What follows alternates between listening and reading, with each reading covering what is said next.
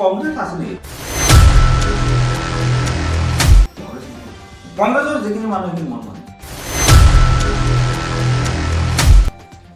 সৃজন গ্ৰাম হোমষ্টেত কংগ্ৰেছ বুলি নাই কংগ্ৰেছৰ সংগঠনৰ গোটেই মানুহ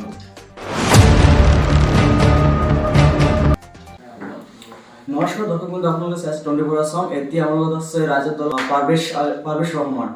আপনি যদি সিংহগ্রাম মসজিদ মানে নির্বাচিত হয় আপনি কোন বর্তমানে কি কাম করব রাজ্যের কারণে? না যোৱাকালি মই এটা ইস্তাহাৰ টাইপ এটা বস্তু ওলাই দিছোঁ যে সৃজন গ্ৰাম হোমষ্টেত যদি মই দলে মোক প্ৰাৰ্থী দিয়ে আৰু মই যদি জিকি আহোঁ তেতিয়াহ'লে মই কি কাম কৰিম সেইটো মই একেবাৰে আণ্ডাৰ মাই চিগনেচাৰ দি দিছোঁ। মোৰ কথা হ'ল ৰাস্তা ঘাটৰ সমস্যা পৰা আৰম্ভ কৰি মানে সুচল যাতায়াত ব্যৱস্থাৰ কাৰণে মিনিমাম 30 ব্ৰিজ লাগে আমাৰ পকী দলং লাগে তাৰ লগত অৰ্থনৈতিক স্বাৱলম্বিতাৰ খুব দৰকাৰ আমাৰ সৃজন গ্ৰাম সমষ্টিত আৰু শিক্ষাৰ ক্ষেত্ৰত কাম কৰা এই মেইন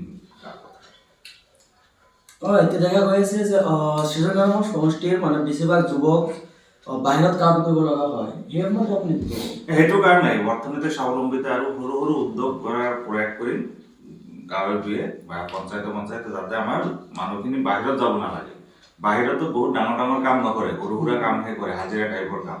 সেইবিলাক ইমান দূৰত গৈ কৰাতকৈ নিজৰ ঘৰত থাকি কৰক, পৰিয়ালৰ লগত থাকি ল'ৰা ছোৱালীক যাতে ভালকৈ শিক্ষা দিব পাৰে তাৰ ব্যৱস্থা কৰিম। আৰু সৃজন গ্ৰাম সমষ্টিৰ মানুহ বাহিৰত যাব নিদিওঁ, যদি যুৱক যুৱতী যাব লাগে ভাল কামত যাব লাগিব, ডাঙৰ ডাঙৰ চাকৰি কৰিব লাগে।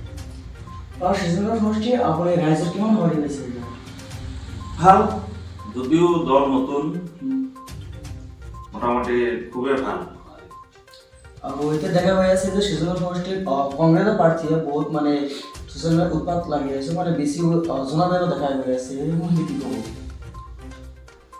কংগ্ৰেছ সৃজন গ্ৰাম সমষ্টি কংগ্ৰেছ আছে নেকি? কংগ্ৰেছ নাই, কংগ্ৰেছৰ যিখিনি মানুহ সেইখিনি মন মানে সৃজন গ্ৰাম সমষ্টিত কংগ্ৰেছ বুলি নাই কংগ্ৰেছৰ সংগঠনৰ গোটেই মানুহ ঠিক আছে, ধন্যবাদ।